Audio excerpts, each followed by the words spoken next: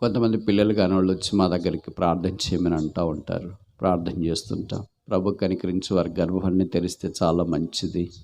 ప్రభుకు స్తోత్రాలు. వారి దుఃఖ దినంలో సమాప్తమవుతాయి. వారి నోటి నిండా నవ్వు ఉంటుంది. వారి ద్వారా దేవునికి మహిమ ఉంటుంది. ఆ మధ్యలో అలాగా ఒక కొత్తగా పెళ్ళైన దంపతులు కొన్నేళ్ళు, బహుశా 4-5 ఏళ్ళు అయిన తర్వాత పిల్లలు కాలేదని వాళ్ళు వచ్చి ప్రార్థన చేయమన్నారు. దేని కొరకు ప్రార్థన చేయాలా అని నేను అడిగాను.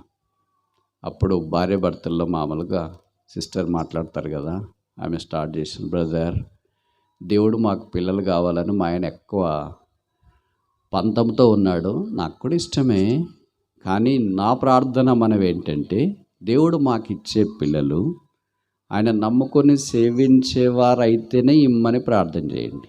వాడు గాలికి ఎయిర్ ఫోర్స్కి తిరిగేవాడైతే వద్దు. రక్షణ లేకుండా నాకు పుట్టిన పిల్లలు ఈ భూమి మీద జీవితాన్ని కొనసాగించి మరణించేవారైతే నాకు వద్దు.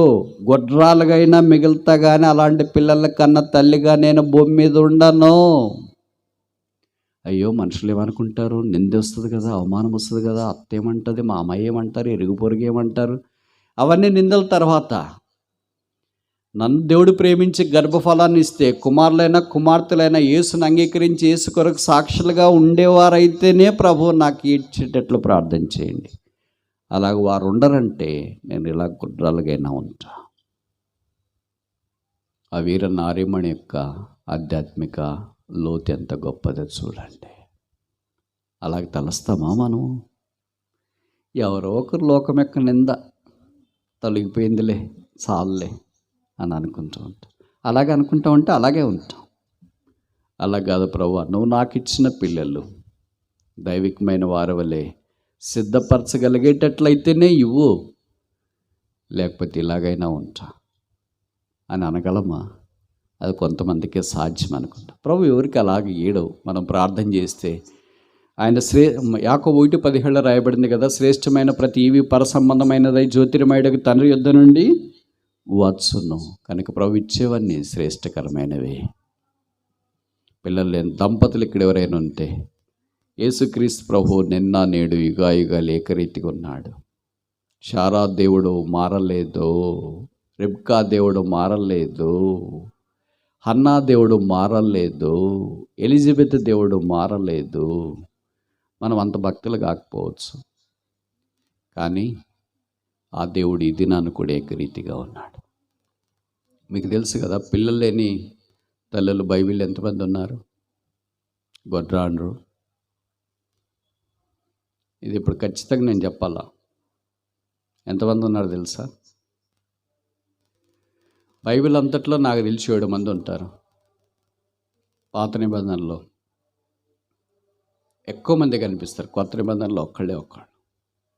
తర్వాత వాళ్ళకి పిల్లలు అయ్యారనుక అది వేరే విషయం. ఆమె పేరు ఎలిజబెత్.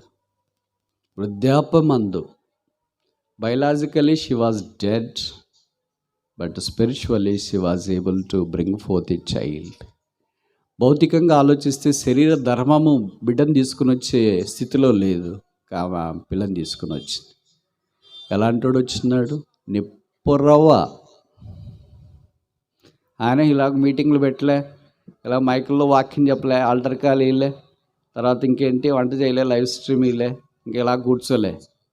ఒక సామాన్యమైన వాడుగా మిడతలు తినేసి తేనె తినేసి సామాన్యమైన బట్టలు, సూటు బూటు బెల్ట్ గిల్ట్ అన్నీ ఫుల్గా ధరించి ఎవరు రండి చూస్తామని అట్లా బయటికి వెళ్ళలేదు.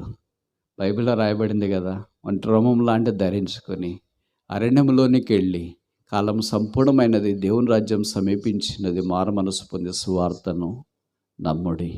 అలాగ ప్రకటించినాడు. ఎంతమంది చేస్తున్నారో కూడా మనకు తెలియదు, కానీ కొంతమందికి ఆయన బాప్తిస్మ ఇచ్చినాడు. యేసుప్రభు కూడా, యేసుప్రభులో పాపం లేదు, ఆయన అవసరాన్ని బట్టి ఇవ్వబడింది.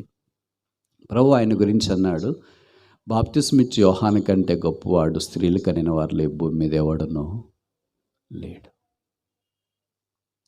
అలాంటి వాళ్ళని కనాలా?